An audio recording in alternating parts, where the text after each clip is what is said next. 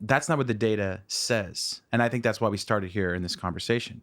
We've moved past that over the years. And if you're still there, stay with us, hopefully. But there's more data, and I'd love to talk about that, where your mind starts to go, okay, you're at a crash retrieval. You're looking at the pieces. You're touching stuff. What's going through your mind then in terms of your faith? Yeah. So Tyler, this person, enigmatic person who is affiliated with all these government institutions, has the clearances. And so he takes Gary Nolan and I. Gary is a professor at Stanford, a scientist.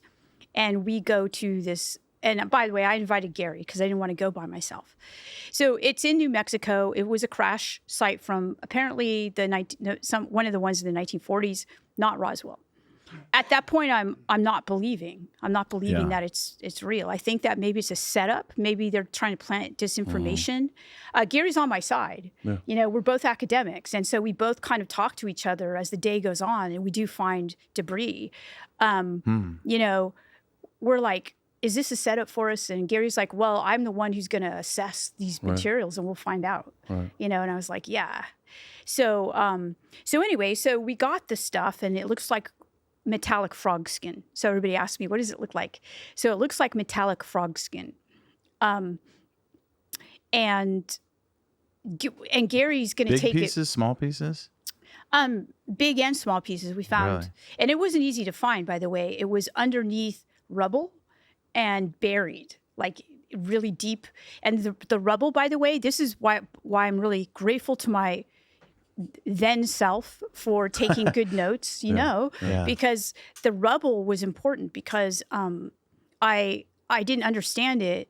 Tyler told me that it was disintegrated cans, aluminum cans from the 1950s. After they excavated the craft, they didn't want anybody else out there looking for this stuff. But my editor of the book is my Oxford editor. So she said, this is weird, Diana. You can't put this in there. Like, why would there be rubble out in the middle of the desert? And I said, well, you're right. It is weird, but we have to keep it in there because we don't know. Yeah.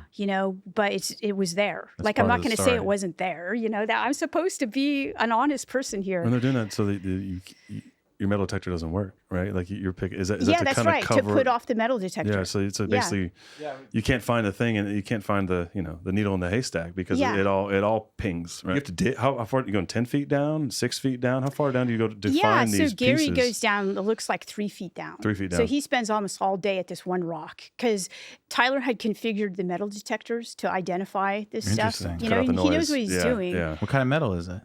We don't know. Well, they're anomalous. So according to Gary, who then comes back and says to us months later, I've done the initial look at these, and they're so far But it's setting anomalous. Off the metal detector. Yeah. Okay. So he's looking for a certain type of metal, I guess. Yeah. And knows what it is. It's like an alloy, probably. And I don't know, as a non-scientist. Is it light? Is it? The metal? Yeah. Yeah. It's super light. And it's what's the biggest piece that you guys found? So probably the biggest piece was probably like this big. Size of a Subway sandwich? Yeah. Like bigger than a VHS? Yeah, bigger than a VHS. And then we found a bunch of small parts, and there were some other types of things too.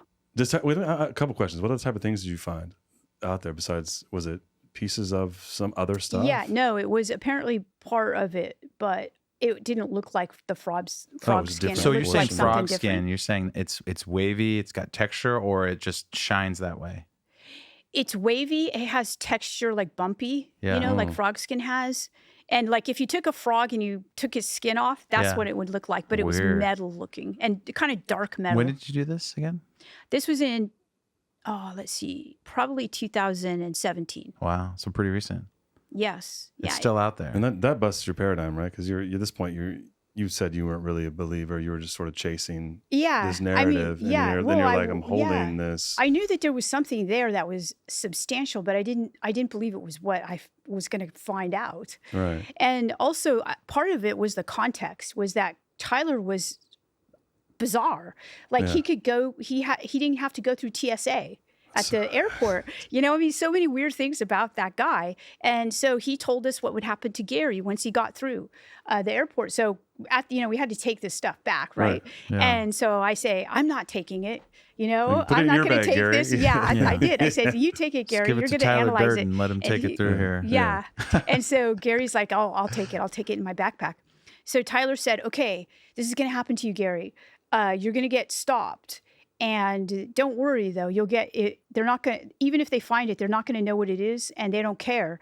But whatever, it's going to be tagged and flagged. And so you'll probably be known. And Gary's like, I don't care about that.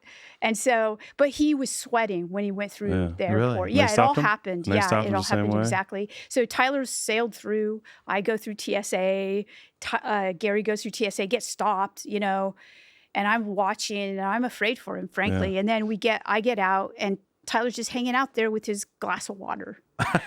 And Tyler has some of the craft and Gary has some of Gary the craft. has all of it. Yeah. Okay. Why wouldn't Tyler carry it if he can just go through TSA? He didn't.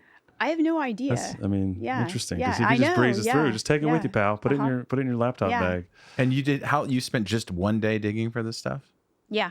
And you found all of that. Day. What is Gary? Yeah. What is Gary's conclusions then once he gets it back to the lab? So again, he at this point, and I checked this before I went on the Joe Rogan podcast. Yeah. I checked it with Gary, so I texted him and say, "Okay, I'm going to go on Joe Rogan.